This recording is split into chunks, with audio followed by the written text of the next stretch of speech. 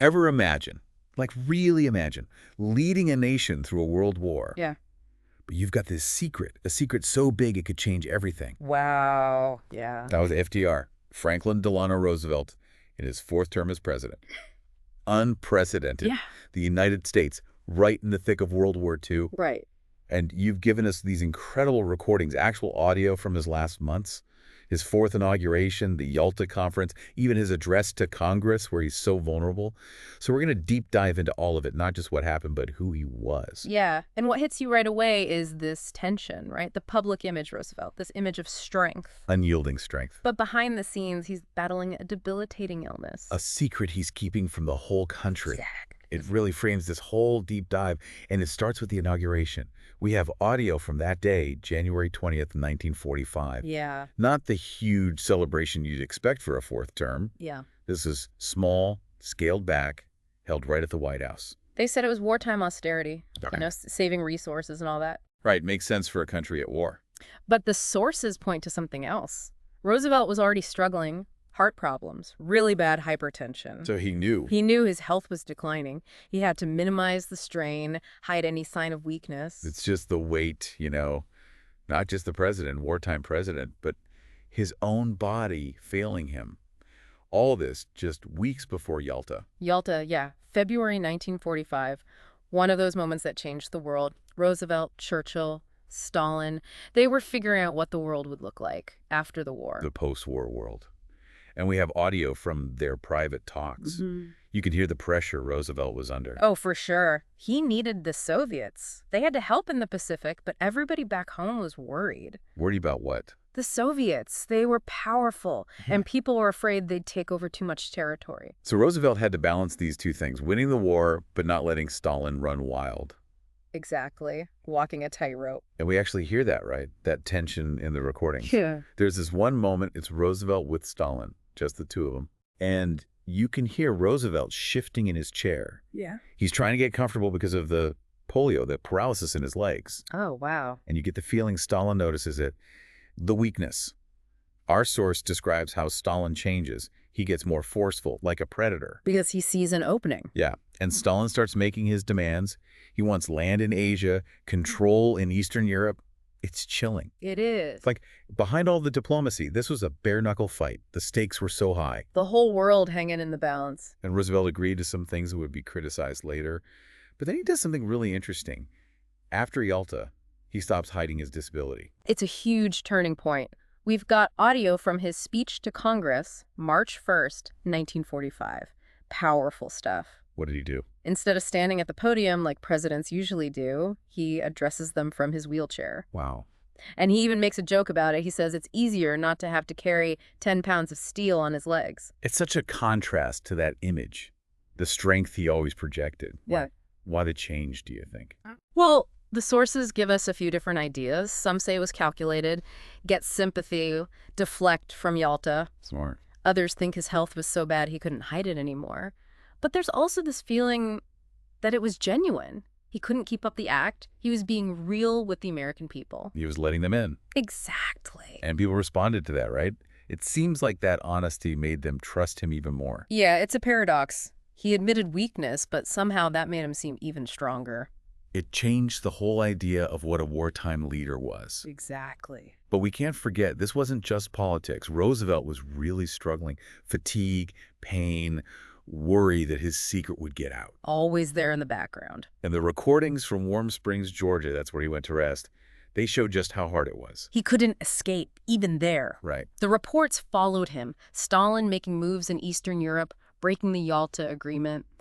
The war in the Pacific, just brutal. No peace for him. It's this reminder. For Roosevelt, there was no rest from the pressure, from leading a country at war.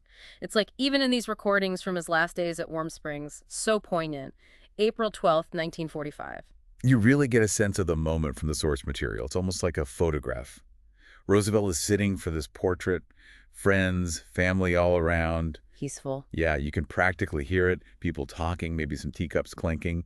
This normal day, with the war still going on. It's like something out of a movie. The artist, Elizabeth Shumatoff, she's working on the painting. Roosevelt looks relaxed. At ease.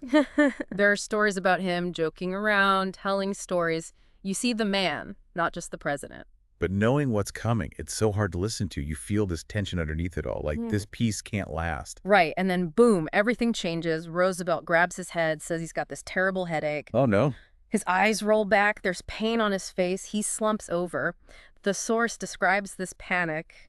Everyone's calling for a doctor. You can feel the fear in the room. It's just awful. He was laughing, surrounded by people, and then gone. A cerebral hemorrhage. Massive. President Roosevelt, the man who led America through the Depression, through the war, dies that afternoon at Warm Springs, 82 days into his 4th term. Wow. It's almost impossible to understand what a loss that was. The war wasn't over, the future was uncertain, and the man who was America, he was gone. It was a lot to process. The war in Europe was almost over, but the Pacific, that was still raging. The world was changing, a new era.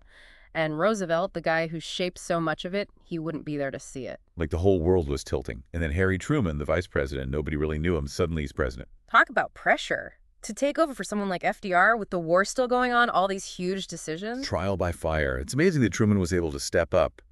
But you have to wonder, how do you even begin to deal with something like that? I don't know. It's a massive turning point in history. And it makes you think about what we've been talking about this whole time. How did Roosevelt do it all? The pressure, his health, all the chaos in the world. And he always seems so strong, so determined. Yeah. It's pretty incredible. It's a tough question. But I think the source material gives us some clues. One thing that keeps coming up is how good Roosevelt was with people. He understood how to talk to them, how to give them hope, even when things were at their worst. Think about those fireside chats during the Depression. He used the radio, which was new then, to talk directly to people, calm them down, tell them it would be okay. He brought the presidency into their homes. He made it personal. Yeah. And that helped him all through his presidency, especially in those last months when he was sick. He needed people to believe in him. Absolutely. It wasn't just communication, though. You can see this inner strength in him, this resilience. He kept going through things that would have broken other people. We forget he lived with polio for decades. He had to adapt, overcome those physical challenges. It's hard to even imagine. To have that happen to you, and then to lead a country through its hardest times, it says a lot about him. That experience must have shaped him, made him so determined. And it wasn't just physical. He dealt with political attacks, economic disaster, a world war. And the sources all say the same thing. He never doubted that America could get through it. He was so sure. Like the harder things got, the stronger he became. That's one of the biggest things we can learn from him, how he led. Right. Even when it seems impossible, you can find a way to keep going. It's pretty inspiring. But we have to remember, Roosevelt wasn't perfect. No leader is. Of course not.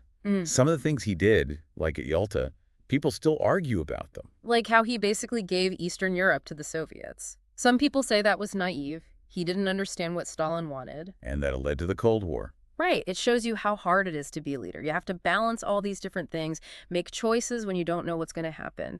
And even the best leaders make mistakes, especially when there's so much pressure. And when they don't have all the information. For sure. It reminds us of another thing that made Roosevelt a good leader.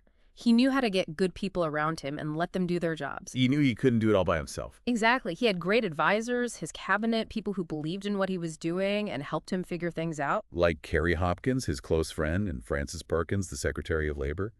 They knew what they were doing, and they helped him make good decisions. Exactly. It shows you that good leadership is about working together, using everyone's strengths. And that's not just in politics. It's true for anyone who's leading something, a team, a project, even a family. Absolutely. It brings us back to a really important question. What can we learn from Roosevelt's last months? The good and the bad, his strength, his mistakes. What does it all mean for us now? It's amazing we've gone through all this history, and it's clear how much Roosevelt's presidency, those last months especially, really changed the world. Yeah, the impact of his decisions, it's huge. Like Yalta, think about that. He made those concessions, and people argue about them, but the world was different then. People were tired of war, and everyone was worried about Germany coming back. He was trying to stop another war. Right. That's sometimes forgotten when people talk about it now. Right, exactly. And even though he was getting sicker, Roosevelt was thinking about the future, what came after the war. The United Nations, that was his idea to get countries working together to try and prevent more wars. And that idea, wanting peace, it still matters today. Yeah. For sure. It hasn't always worked out perfectly, but the UN is still there and other organizations like it. That's part of Roosevelt's legacy. It's inspiring, but it also makes you think, because he believed in democracy, in progress, but he wasn't perfect. Even the best leaders make mistakes. Working for peace and justice, it's Yep. always a fight. Definitely. And it makes you think, what about you listening right now? What sticks with you about Roosevelt, about his last months, what he did? His life had such highs and lows, so much courage. But also these moments when you see how human he was. It reminds you that history is made by people. And people, they have strengths, weaknesses, hopes, fears. Exactly. And leadership, it's not about being in charge. It's about serving, giving something up, trying to make things better, even when it's really hard. It's easy to just read about history in a book, but when you look at someone like Roosevelt, it makes it real. It connects to us. It does. And this is what I keep thinking about. What if Roosevelt had lived longer? What if he'd seen the end of the war, the start of that new world? How would things be different? Historians talk about that all the time, and it's something we can all think about, how leadership works, the problems we face now. It shows you that history, it's not just the past. It still affects us today. It really does. So if you want to learn more about Roosevelt, his time as president, especially those last months, go and read more about it. You'll see who he really was, what it was like to lead during that time. And maybe you'll find something that helps you with the things you're facing. Because, like we saw, even when things are really bad, there's always hope. There's always a chance to make things better. We can overcome anything if we try.